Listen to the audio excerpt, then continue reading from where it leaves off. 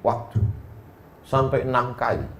Ketika terbit waktu fajar, masuk waktu subuh, Allah bersumpah wal fajri walayalin ashri. Masuk waktu subuh, Allah bersumpah was subhi idza tanaffas.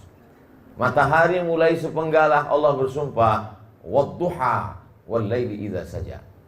Mulai siang panas terik matahari, Allah bersumpah wan nahari idza tajalla. Masuk waktu pesang, waktu asar, Allah bersumpah wal asri innal insana lafi khusri.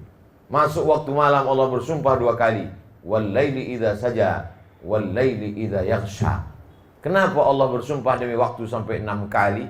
Melebihi bersumpah demi matahari dan bulan. Padahal kalau diumpamakan menurut skala, kalau diletakkan bola basket,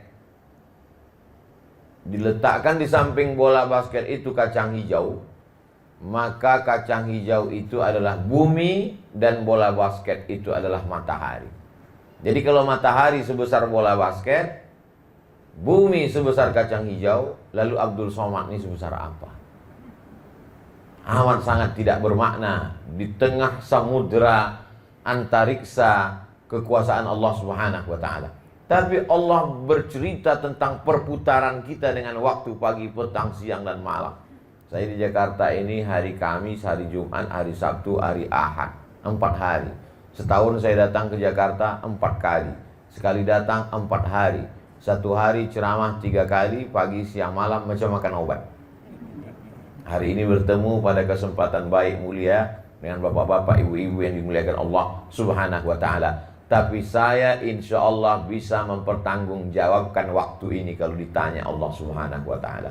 Hai Abdul Somad, pada hari Jumat, malam Sabtu, setelah Isya, di mana kau berada? Aku bersilaturahim di rumah saudaraku, seiman, seakidah, sebangsa, setanah air. Apa yang kau bicarakan? Yang kubahas adalah kalam Allah, surat Al-Asr.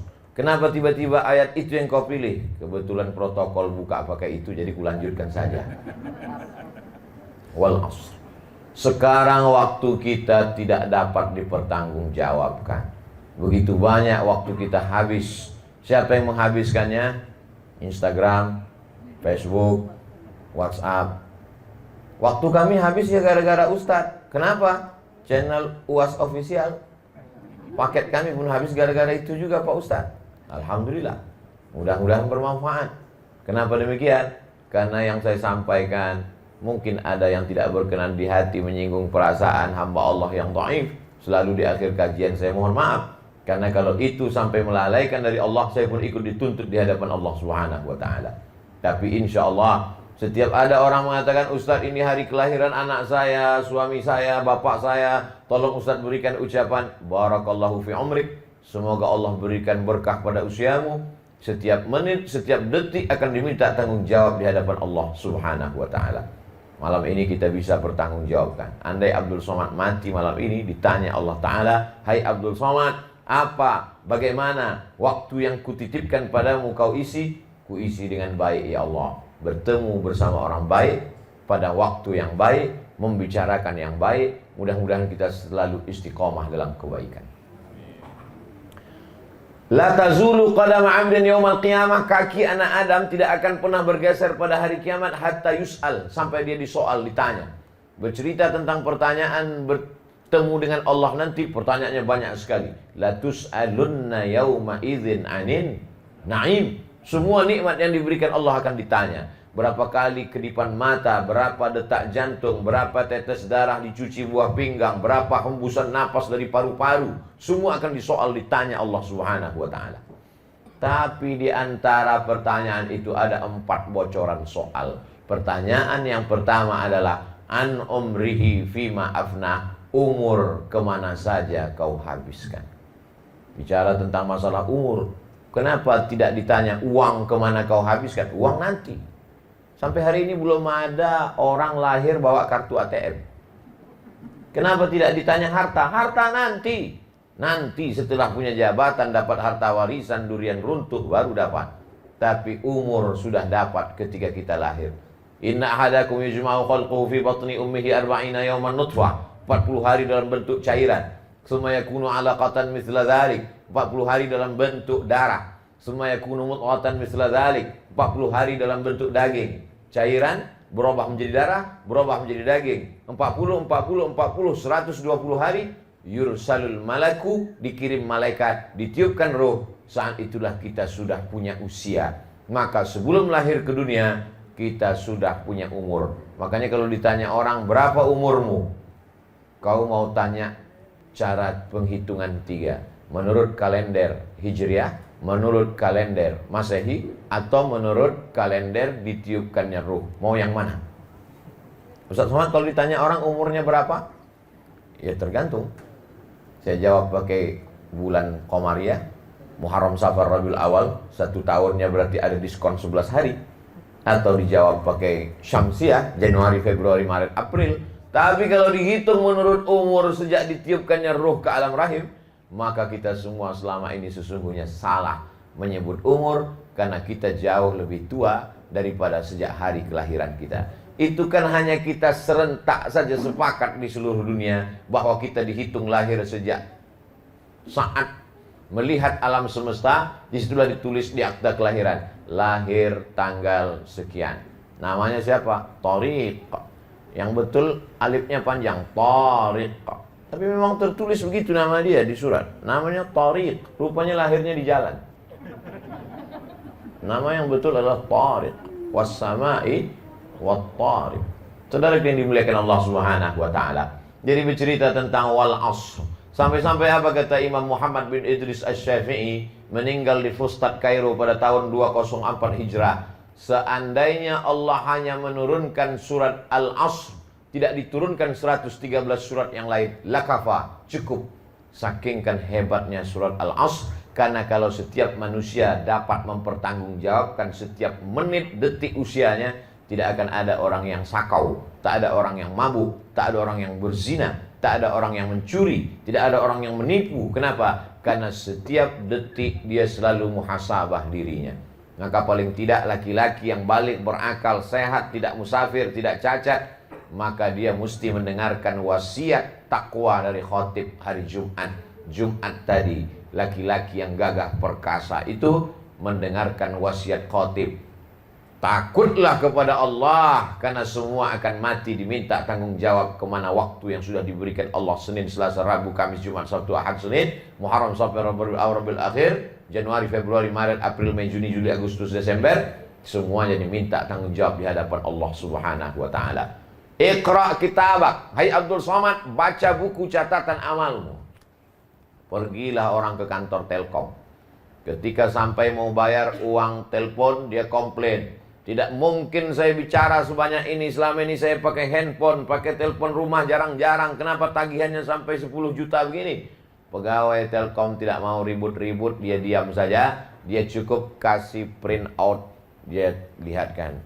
Ibu baca aja sendiri. Ibu memang tidak pakai. Suami ibu memang tidak. Tapi anak ibu malam-malam jam 2. Itu ada printnya. Begitu juga dengan kita. Inna alaikum lahafizin, bersama kamu ada malaikat kiraman katibin, kiraman mulia, katibin mencatat. Ya'lamuna ma taf'alun, mereka tahu apa yang kau lakukan. Maka ketika orang faham makna wal asri, dia tidak ingin ada satu detik pun waktu itu terbuang sia-sia dan hampa. Kalaupun dia berkata-kata yang keluar dari mulutnya adalah nasihat, kalaupun dia diam, diamnya adalah fikir, geraknya adalah zikir. Kalau dia bertemu, pertemuannya silaturahim. Kalau ada orang mengajaknya membicarakan aib orang lain, dia katakan, lebih baik kita bersolawat. Andai dia tidak mau menggurui orang lain, mungkin dia mencari-cari alasan. Ada yang lebih bermakna, ada yang lebih baik. Jadi kalau ada pengajian rutin seperti ini, keluarga, sahabat, tetangga, kerabat, maka diteruskan. Karena dengan itulah kita dapat saling mengingatkan bahwa waktu yang sudah berlalu habis sudah. Saya hitung. Insya Allah waktu saya tinggal lagi sekitar 20 tahun lagi. Lahir 1977, Nabi meninggal 63 tahun. Berarti sekarang sudah 44, tak sampai 20, 19 tahun lagi. Kalau ikut Nabi Muhammad SAW. Kalau ikut Nabi Yahya, Tak sampai. Kalau ikut Nabi Nuh Pak Ustadz, capek 950 tahun. Berapa kali ganti KTP. Tapi yang jelas bahwa waktu kita tidak perlu minta, karena Allah sudah tetapkan. Jadi untuk apa orang banyak minta umur panjang Ustadz? Minta umur panjang adalah minta barokah pada usia. Begitu kata Syekh Muhammad Mutawalli Asy-Sya'rawi. Jadi kalau sudah ditetapkan umurnya 40 tidak mungkin bertambah. Tidak mungkin bertambah. Lalu kalau memang sudah ditetapkan 40, ngapain orang minta Allahumma tawil umurana, panjangkan umur kami? Yang diminta adalah kualitas isinya. Saya nggak paham Pak Ustadz. Botol sama-sama 600 ml. Sama botolnya 600 ml. Tapi beda harganya kalau isinya air putih dengan kopi ginseng, dengan madu asli, dengan emas. Jadi botolnya boleh sama tapi isinya berbeda. Isinya itulah yang kita minta ketika kita minta umur panjang. Ada orang yang usianya hanya 17 tahun. Anak umur 17 tahun hafal Quran 29 juz, mandi di sungai, terpleset, meninggal, mati. 17 tahun. 30 juz bersarang di kepalanya. Tapi ada orang yang umur panjang, jangankan 30 juz, juz 30 pun hilang-hilang timbul di kepalanya. Bapak Ibu yang dimuliakan Allah SWT, yang Ustadz sindir, yang Ustadz bicarakan ini jamaah. Enggak, saya sendiri. Banyak hafalan saya hilang. Oleh sebab itu, maka kita selalu meminta keberkahan usia. Kenapa? Karena usia inilah pertanyaan pertama yang akan dihadapkan di hadapan Allah Subhanahu wa taala. La tazulu qadama 'abdin, kaki anak Adam tidak akan pernah bergeser bergerak. Hatta yus'al, sampai dia ditanya, kenapa kaki tidak bergerak? Berarti kita tidak duduk. Karena kalau kaki bergerak berarti telapak kakinya tegak berdiri. Yaumal tafatis saqu bisaq. Hari itu betis ketemu dengan betis. Hari ini kita ketemu lutut dengan lutut, berarti duduk. Di hadapan Allah kita tidak tamu yang mulia. Hari ini Abdul Somad dimuliakan, yang lain duduk di karpet, saya di kursi. Orang lain capek nyari kursi, saya disediakan kursi. Maknanya kita di hadapan Allah bukan tamu yang terhormat, tapi kita adalah terdakwa, terhukum yang akan diminta pertanggungjawaban di hadapan Allah Subhanahu wa taala. Pada saat itulah kita semua menjadi makhluk yang bertanggung jawab. Islam mengajarkan kita makhluk yang bertanggung jawab atas setiap tindak tanduk perbuatannya, atas setiap waktu yang diberikan Allah Subhanahu wa taala. Yuhasabu hisaban yasira. Dia akan dihisab, dihitung. Makanya hari kiamat itu disebut dengan hari akhirat, itu disebut dengan yaumul hisab, hari penghitungan. Dulu nenek moyang kita berkata ilmu matematika itu disebut dengan ilmul hisab, ilmu hitung.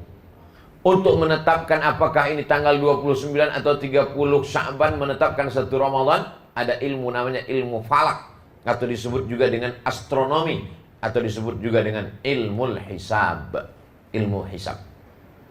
Tapi tidak sama dengan sebagian undangan jamaah kalau sudah ngumpul habis itu makan, mohon maaf Pak Ustadz, para ahli hisab mohon izin keluar. Itu lain lagi. Saudaraku yang dimuliakan Allah Subhanahu wa taala, maka ketika nanti segala amal kita dihitung, dihisab, maka yang pertama dihitung, dihisab adalah usia, umur. Saya pun tidak dapat pertanggungjawabkan berapa umur saya ketika di Mesir tahun 2002 pulang, mundur ke belakang 98 5 September sampai menjejakkan kaki ke Kairo, tak berapa waktu saya terbuang. Setelah itu pergi saya ke Maroko, banyak juga waktu yang terbuang. Mudah-mudahan karena doa jamaah, doa kita bersama, diampunkan Allah segala silap dan salah kita. 10 menit di dalam WC pun orang bisa kena dosa. Makanya ketika keluar dia katakan, langkah kaki kanan, ghufranaka, ampunkan aku ya Allah. Memangnya dia buat dosa apa di dalam WC? Mana ada orang buat kesepakatan korupsi di WC? Kenapa tiba-tiba dia keluar dari WC dia katakan ghufranaka, ampunkan aku ya Allah?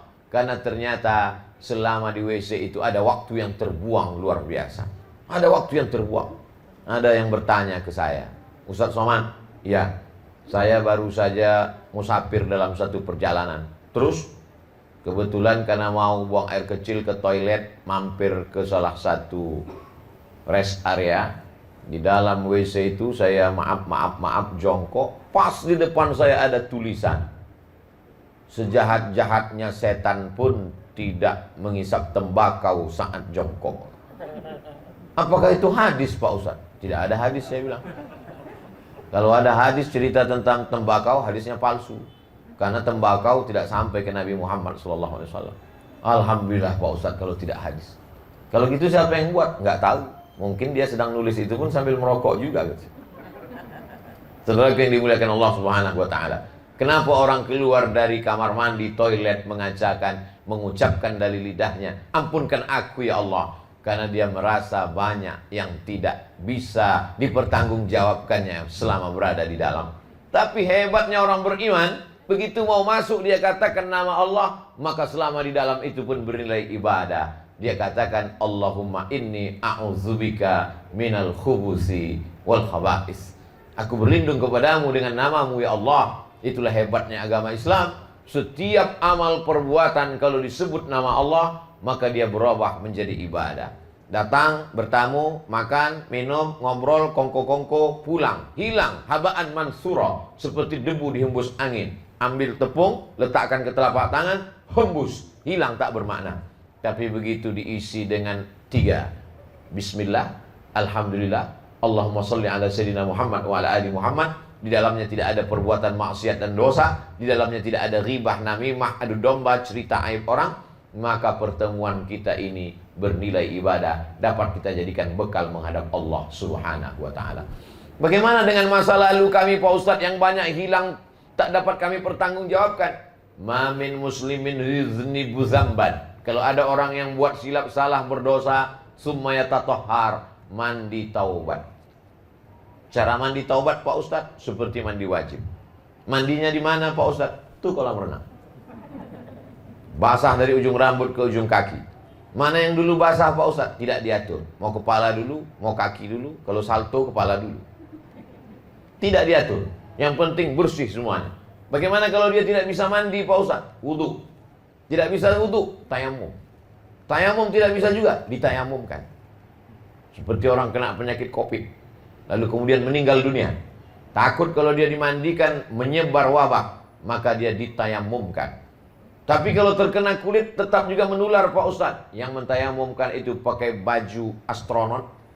Saya ketemu tadi beberapa astronot di depan. Mandikan, tayamumkan. Tapi ribet kalau pakai debu Pak Ustadz. Pakai mazhab Maliki. Mazhab Maliki bisa bertayamum hanya dengan batu saja, tidak ada debunya. Yang pakai debu mazhab Syafi'i. Mazhab Maliki cukup dengan batu. Saya pertama kali sampai ke Maroko, melihat di masjid-masjid di bawah tiang itu banyak sekali batu-batu bulat. Dan orang Maroko ketika musim dingin dia tidak berwudu. Masuk dia ke masjid, dia usap batu itu.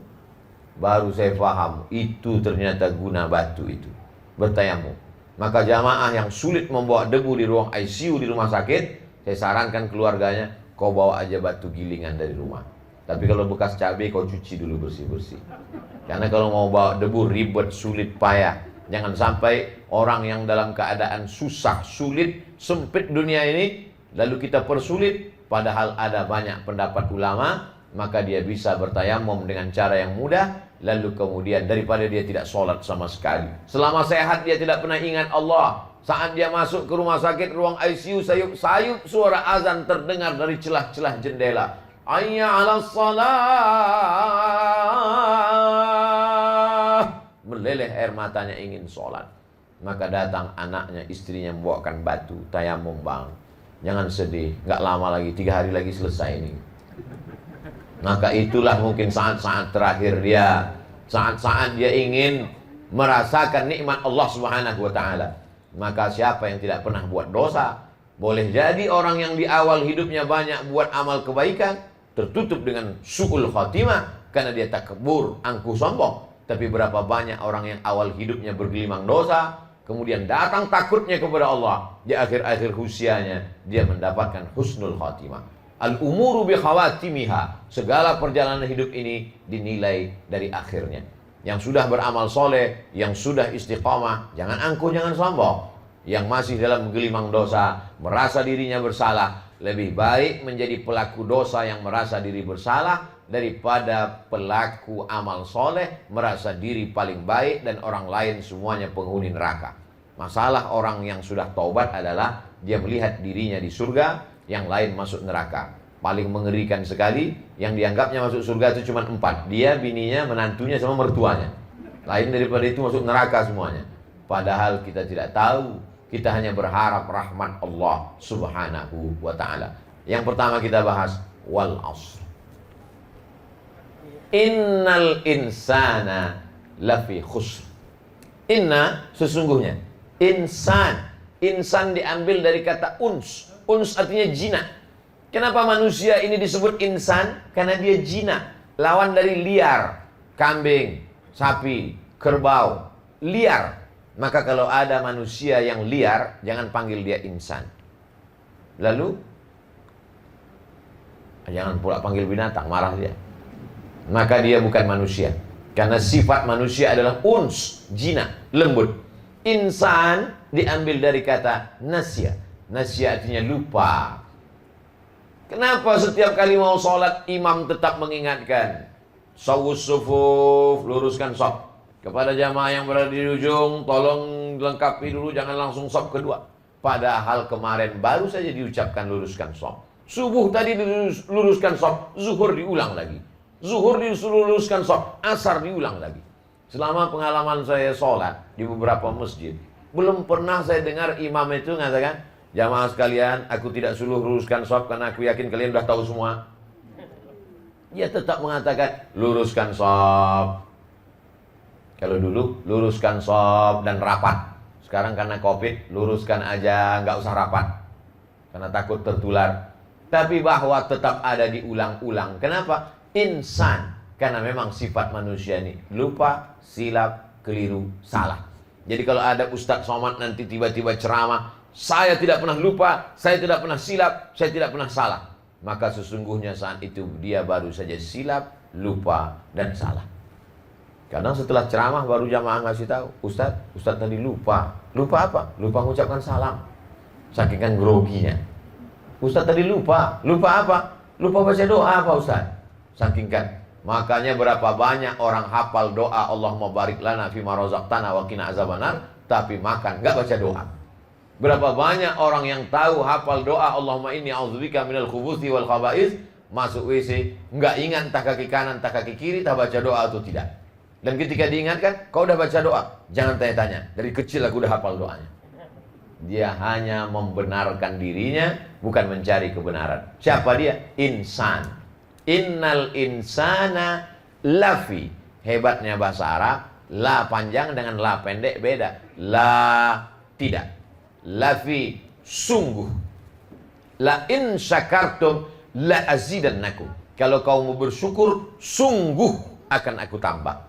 Wala in kafartum inna azabi lasyadid. Kalau kau kafir, kufur, maka azabku amat sangat. Jadi lam yang pendek itu maknanya penekanan makna.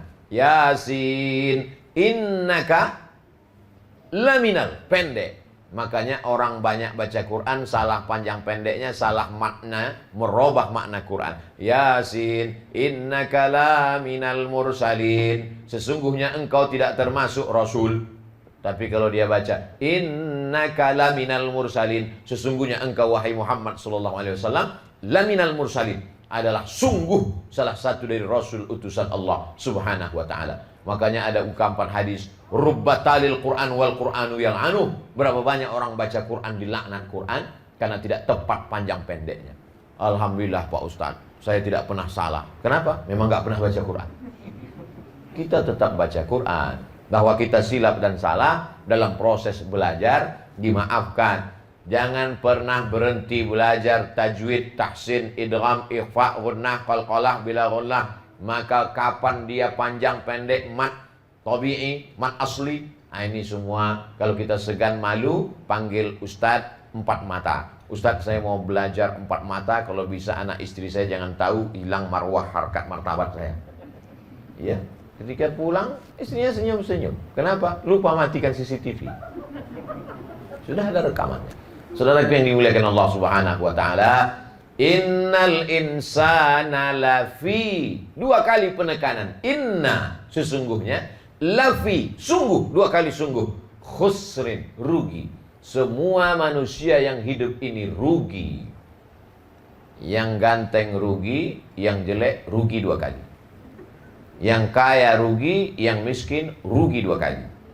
Yang punya jabatan rugi, yang rakyat jelata rugi 2 kali. Kenapa? Karena hanya sekedar singgah di dunia, merangkak, tegak, berlari, remaja, dewasa, sakit, mati. Sakit, mati, sakit, mati, sakit, mati. Akhirnya orang mengambil kesimpulan, nunggu sakit, baru mati. Padahal ini bukan hukum umum, bahwa banyak orang yang tanpa sakit pun mati. Covid, mati, Covid, mati, Covid, mati. Disangka orang kena Covid, baru mati. Padahal berapa banyak orang yang mati setelah diperiksa, check up positif, meninggal juga. Saya bukan mengatakan kita jangan takut Covid. Saya juga ingin mengatakan jangan terlalu takut. Saya ingin mengatakan bahwa kematian tidak mengenal tua dan penyakit. Kenapa kamu sehat sampai hari ini? Saya rajin 4 sehat, 5 sempurna, rajin olahraga Pak Ustaz. Kalaulah olahraga bisa memperpanjang umur, kenapa banyak orang mati habis jogging? Meninggal dunia. Tapi jangan gara-gara ini Bapak Ibu yang mau jogging besok lantas tidak. Kau tidak jogging hari ini, kata Ustadz, jogging mati.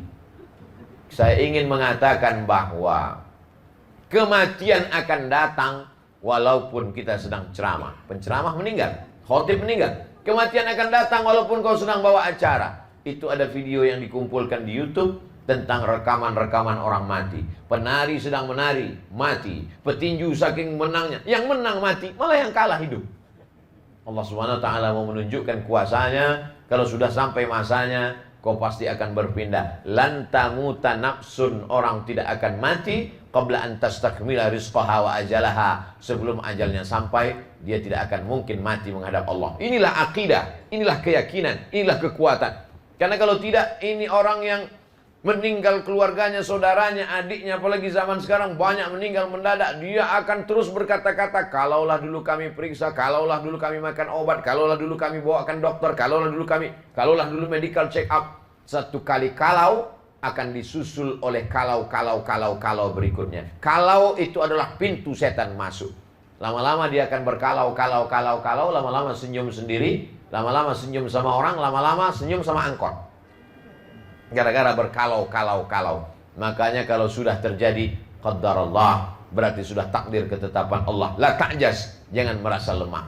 Islam mengajarkan kita kalau sudah ikhtiar dan usaha terjadi juga, berarti sudah ketetapan Allah. Rufi'atil aqlam wa jaffatis suhuf. Pena sudah terangkat dan kertas sudah kering. Tulisan takdir sudah ditetapkan Allah Subhanahu wa ta'ala. Innal insana, sesungguhnya manusia, lafi khusrin, berada dalam kerugian.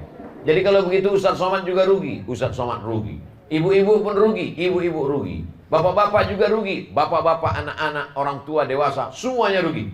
Lalu yang tidak rugi itu siapa? Masuk pembahasan yang ketiga. Illalladzina amanu, kecuali orang yang percaya. Orang percaya dia tidak akan rugi. Percaya kepada siapa? Percaya kepada Allah Subhanahu wa ta'ala. Dan percaya bahwa Allah mengirim Rasulnya. Rasul itu bernama Sayyidina wa Maulana wa Syafi'ina wa Dhukhrina Muhammad Sallallahu Alaihi Wasallam. Kenapa Ustaz sebut Sayyidina? Bukan saya yang nyebut Sayyidina.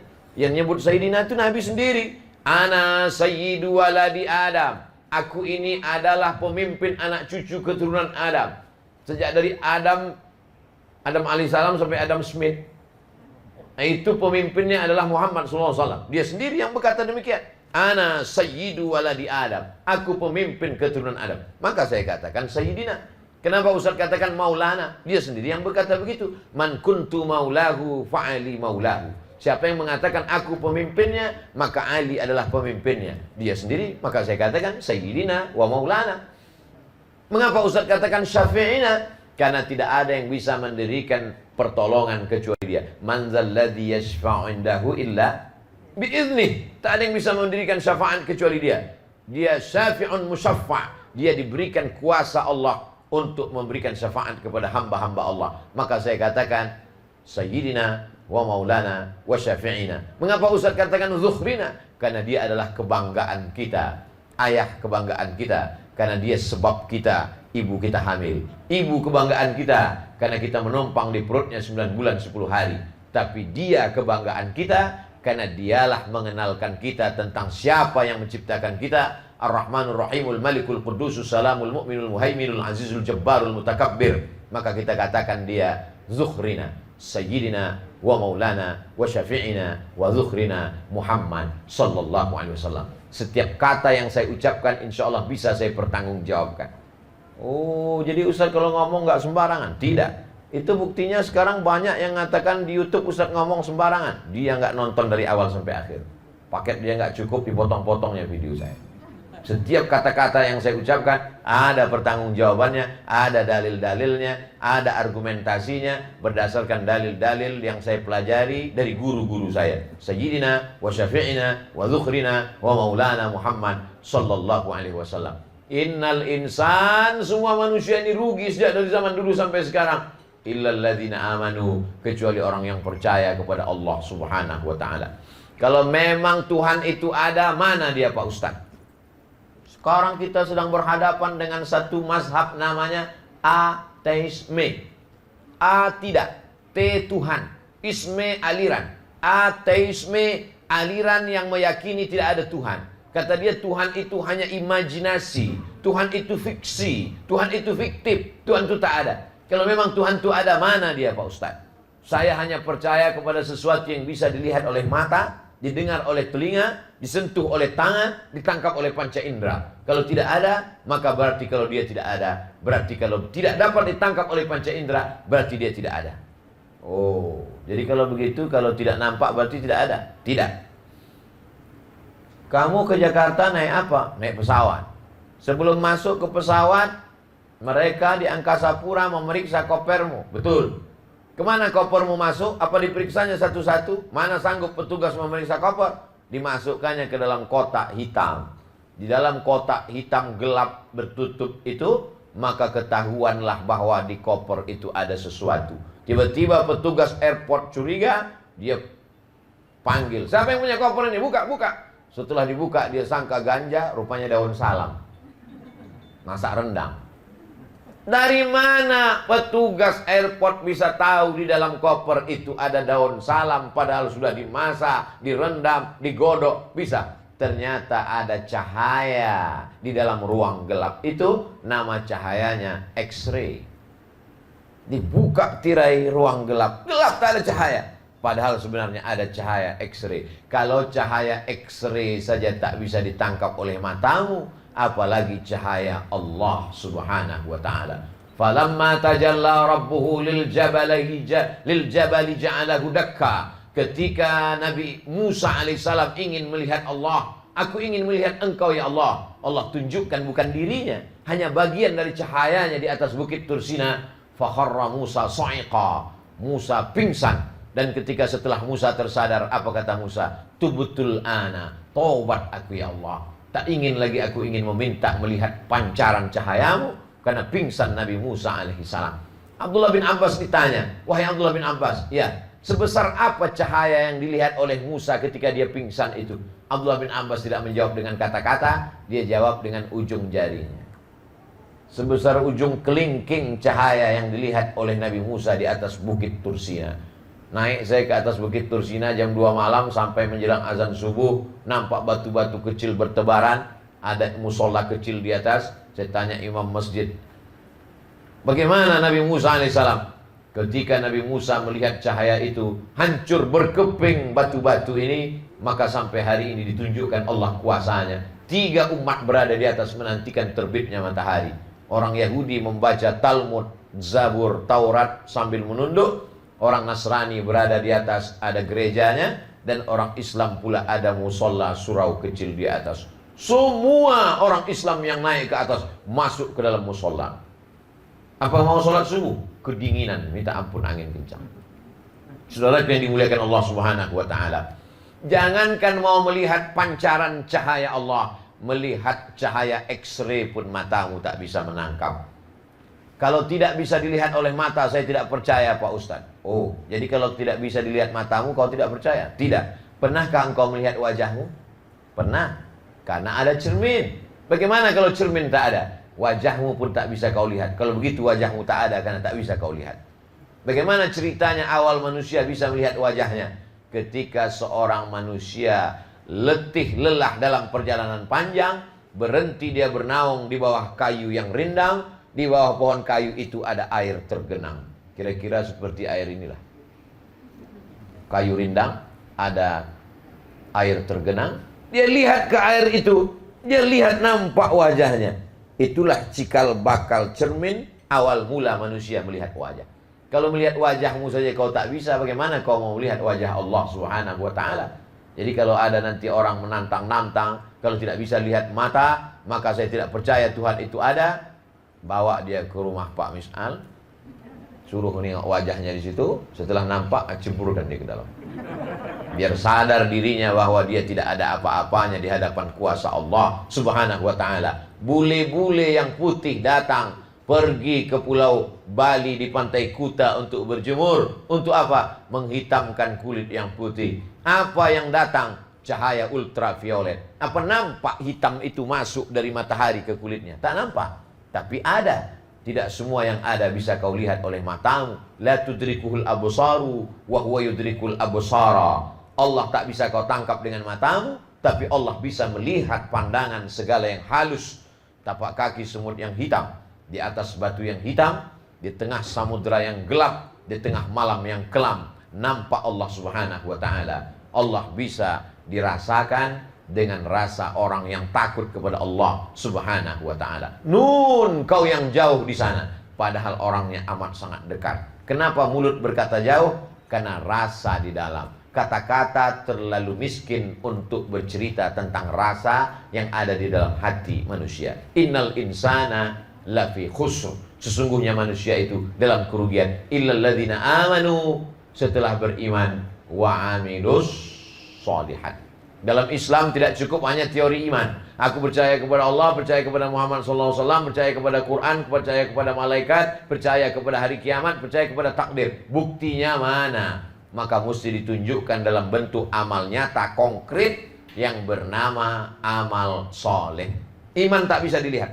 Makanya di KTP kita tidak ditulis agama iman, karena iman tak bisa dilihat. Tapi yang ditulis di situlah agama Islam. Islam 5 itu bisa dilihat. Pertama syahadat, bisa dilihat dan didengar. Mau masuk Islam? Iya, coba bersyahadat. Mohon maaf Pak, saya syahadatnya dalam hati aja. Gak bisa. Al-tasdiqu bil qalbi, percaya dalam hati.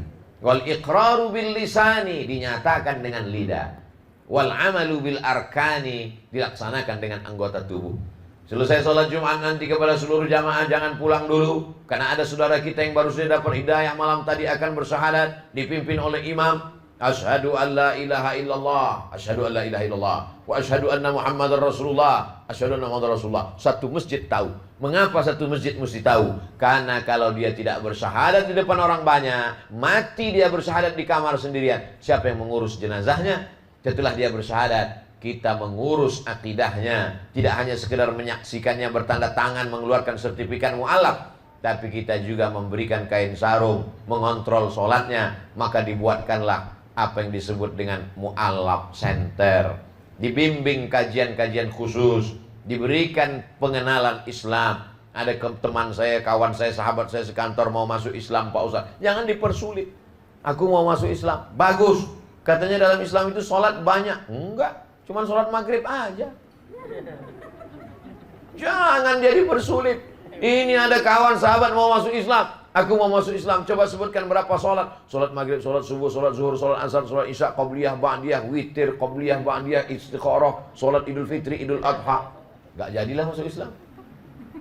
Dia mau masuk Islam, mendengar ceramah di halaman masjid, khotibnya bercerita. Yang pertama kali berkhitan adalah Nabi Ibrahim alaihissalam. Umurnya 80 tahun, dipontong pakai kampak. Gak jadi dia masuk Islam. Ketakutan. Nabi mengatakan basyiru, berikan kabar gembira.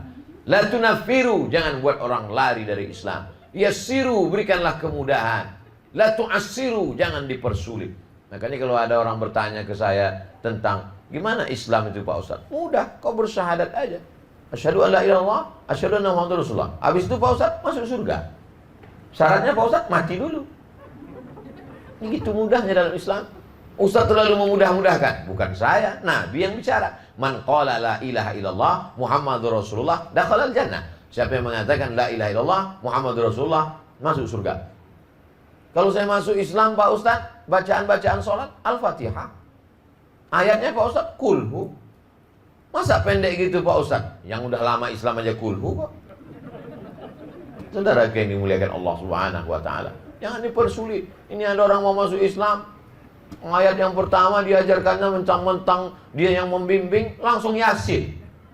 Saudara yang dimuliakan Allah Subhanahu wa taala, illal ladzina amanu wa amilus shalihat. Bicara tentang amal soleh, saya bukan imam Masjidil Haram, saya bukan ustadz, saya bukan profesor, saya bukan doktor, saya bukan LCMA, saya bukan kiai, bukan habib, bukan.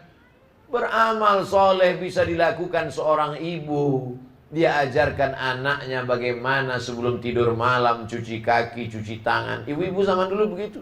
Kalau mau tidur, cuci tangan, cuci kaki, makan obat cacing. Padahal alangkah indahnya kalau dia ajarkan berwudu, sholat witir sebelum tidur. Indah. Simple ibu mengajar.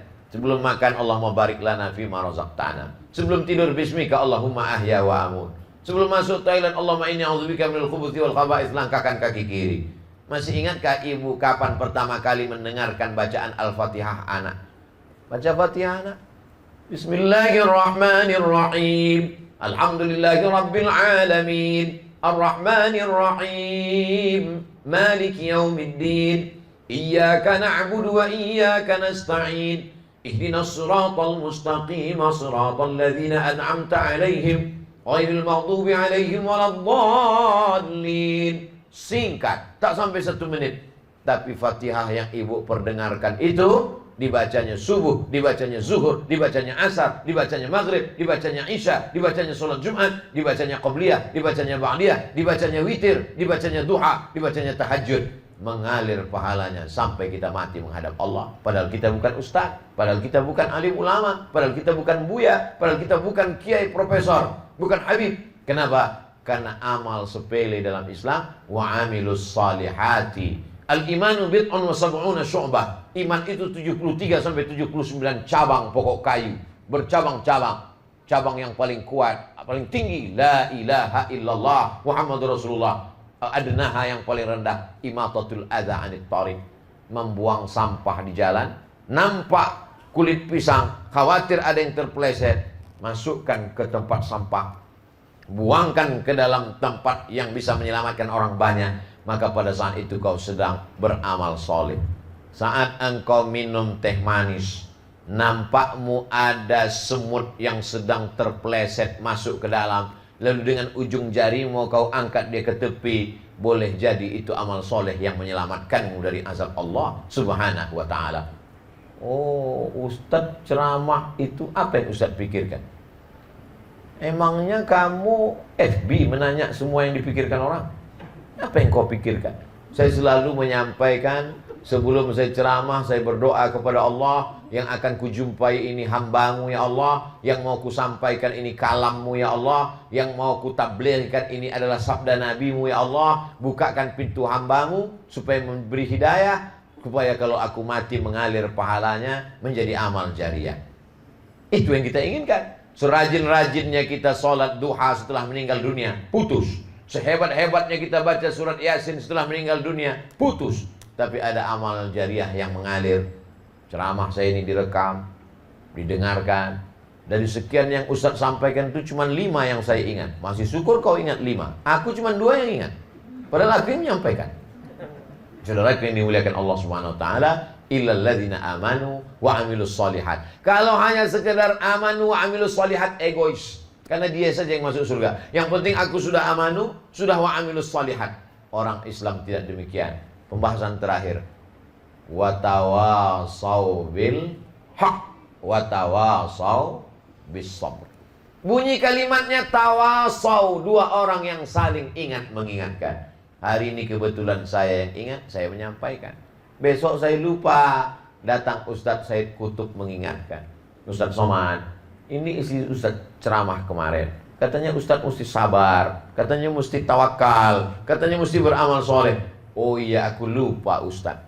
Kurang hebat apalagi Umar bin Khattab, hafal Quran, penulis Quran, khalifah. Tapi ketika Nabi Muhammad SAW meninggal dunia, ternyata cinta membuat orang buta, tuli, peka dan bisu. Hilang ayat-ayat Al-Quran itu dari dalam hatinya. Dia cabut pedangnya. Siapa yang mengatakan Muhammad mati akan kupancung kepalanya. Lupa dia pada ayat-ayat, lupa dia pada hadis-hadis. Sampai akhirnya datang pertanyaan. Datang seorang bernama Umar Abu Bakar Siddiq membacakan ayat, wa ma Muhammadun illa rasul. Muhammad hanyalah seorang rasul. Qad khalat min qablihi rusul. Sebelum dia datang rasul-rasul Adam, Idris, Nuh, Salih, Ilyas, Zakaria, Musa, Yahya meninggal dunia.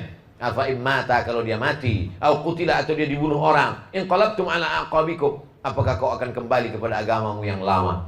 Mendengar ayat itu jatuh pedang Umar bin Khattab. Sadarlah dia bahwa dia yang gagah perkasa itu hancur luluh ketika berhadapan dengan kematian orang yang dicintai. Itu saya rasakan ketika meninggal orang tua saya. Hilang ayat, hilang hadis, hilang semuanya. Menetes air mata, malu ditengok jamaah. Dulu ketika diundang ceramah tausiah 40 hari ceramah tausiah, tahlilan, bukan main lagi berapi-api. Ustaz Somad, mari kita sabar, ini ujian dari Allah. Ternyata kau cuma pandai ceramah, Abdul Somad. Begitu orang tuamu meninggal, nangismu lebih kuat lagi dari menangis kami. Ternyata kita bisa diingatkan oleh orang lain. Maka termasuklah malam ini dalam rangka watawasau bil haqq, watawasau bis sabr. Orang yang angkuh, orang yang sombong, dia sendiri saja. Yang penting saya sholat, yang penting saya puasa sunat, yang penting saya zikir, yang penting saya tidak makan riba. Masalah orang lain bukan urusan saya. Bukan orang Islam. Karena Islam mengajarkan watawasau bil haqq, watawasau bis sabr.